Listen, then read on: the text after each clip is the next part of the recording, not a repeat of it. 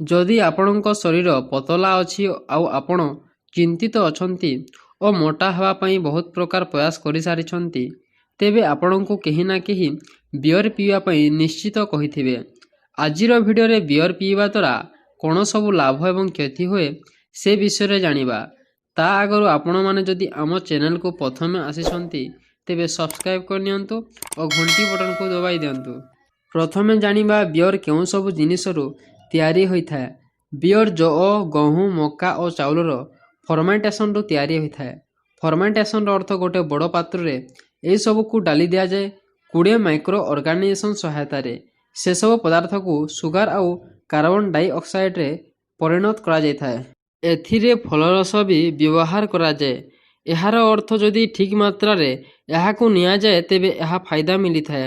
ବିୟରରେ ସିଲିକନର ମାତ୍ରା ବହୁତ ଥାଏ ଯାହା ହାଡ଼କୁ ମଜବୁତ କରିଥାଏ। ଯଦି ଆପଣ ଠିକ୍ ଭାବରେ ଖାଦ୍ୟ ଖାଆନ୍ତି ଓ ନିୟମିତ ହିସାବରେ ବିୟର୍ ପିଅନ୍ତି ତେବେ ଏହାର ଲାଭ ମିଳିପାରେ। କିନ୍ତୁ 600 ml ବିୟରରେ 258 କ୍ୟାଲୋରି ଥାଏ।